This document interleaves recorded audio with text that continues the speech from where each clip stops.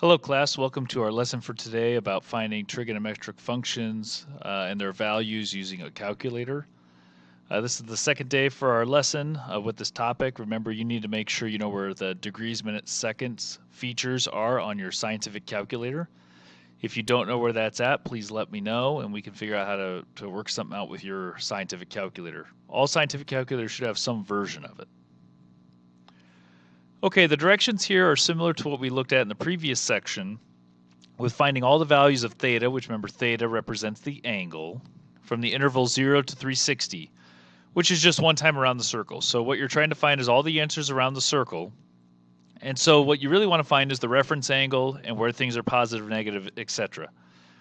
The difference with these compared to the exact value questions is it's not always going to be 30 or 45 or 60. It's going to be kind of any number that we choose. What you want to do as you go through these questions is try them out, make sure you know what the answer is supposed to be, how to find them, etc., in order to be successful on these questions. So this says sine is 0.52, blah, blah, blah. I'm not going to read all of these decimal pieces, but since sine is positive, that means my two answers should be in quadrants 1 and 2. One of the answers should be found by using my calculator and doing sine inverse. So I do sine inverse of the ratio, and I should get 32 point something degrees. But it should round to 32 degrees. That also is the reference angle because in quadrant 1 the angle is the same as the reference angle. Then the second answer your calculator cannot find. So you have to know how to find the second answer. So the second answer is found by looking in quadrant 2. So I just draw a picture in quadrant 2 and I know that my reference angle needs to be 32 degrees. And to figure out the angle based on the reference angle in quadrant 2, I just do 180 minus 32 and that's 148. So notice, two answers for it, one time around the circle. Next one says cotangent equals 0.7. Tangent and cotangent are positive in 1 and 2. The important thing here is that there's no cotangent button, so to find that you have to do tangent equals the reciprocal. So just do 1 divided by the decimal. And then tan inverse of that should give you 55 degrees. Make sure you try that out. That's the reference angle as well. And in quadrant 3, you take 180 plus the reference angle to find the angle of 235. But make sure you're plugging things in right, looking at your reference angles correctly in order to find the answer. Again, two answers around the circle. Calculator finds one. You have to know how to find the other. Okay, the next question says, same thing. Sine is negative though, so that's quadrants 3 and 4. When you do sine inverse of this angle, you'll get negative 14.94. Now that answer is correct mathematically, but not correct from the 0 to 360. So in order to find that answer, essentially what you need to do is just add 360 to it. Just think of a coterminal angle to negative 14.94, add 360 to it, and you should get this 145 number. If you do the DMS feature on your calculator, it should spit out 145 degrees 4 minutes, and it says round to the nearest minute. Okay, make sure that you realize how to find that degrees, minutes, seconds piece. If you don't, make sure you ask someone or ask myself, okay, and then you should be able to find those answers. You'll notice here that this negative 14.94, okay, if I think about a reference angle, that would be the reference angle just without the negative sign. So then the answer in quadrant 3 would be found by taking 180 plus that 14.94, and I should get 194 degrees 56 minutes. Again, probably the most important thing for this is making sure you're able to plug things in right and find the answers with your graphing calculator or scientific calculator. The next one is tangent theta is positive, 3.14159. Okay, that's in quadrants 1 and 3. Tan inverse. Notice here it says nearest 10 minutes. So if this minutes was 18, it becomes 20. If it was 35, it becomes 40. A lot of your questions go nearest 10 minutes because each calculator is slightly different in terms of what it rounds to, in terms of like the place values after the decimal point. And so this would solve a lot of those pieces. So rather than continuing to go to the nearest minute, they might go to the nearest 10 minutes. And that should give everyone the opportunity to get the exact same answer. That first answer is the reference angle because it's in quadrant 1. The second answer in quadrant 3 is 180 plus that reference angle, and that's where the 252 comes from.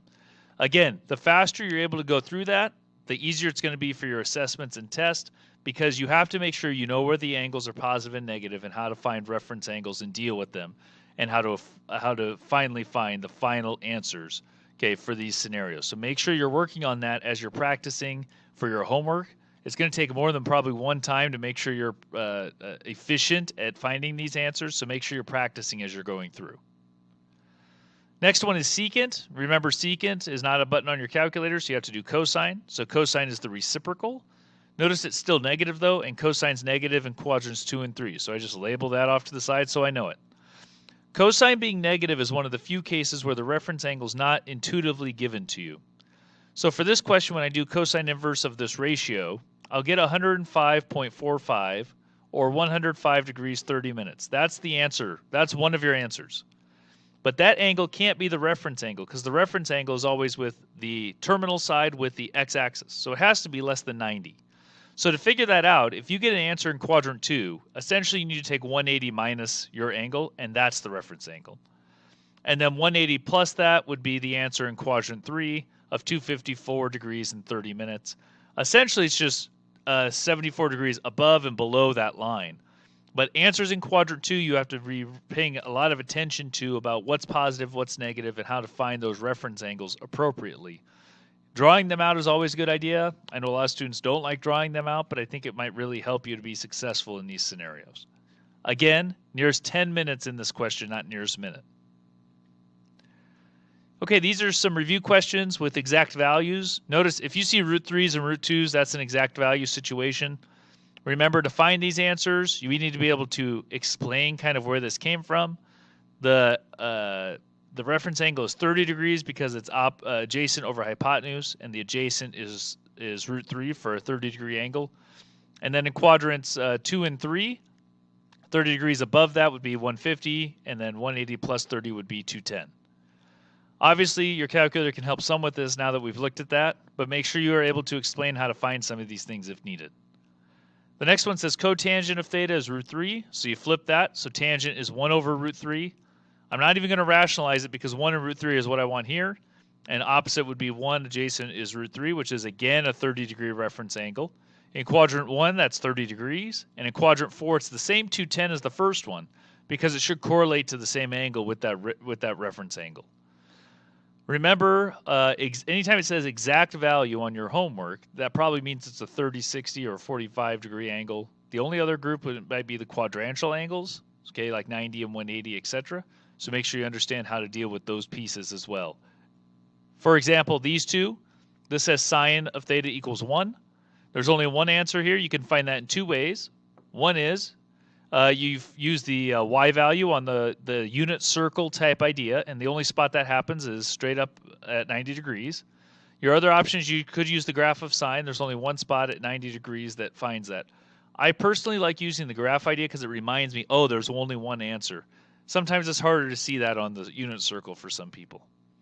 Cosine equaling 0 occurs in two locations. One of them is 90 degrees and one is 270 based upon the graph. The other reason for that is the x value at 90 is 0, and the x value at 270 is also 0.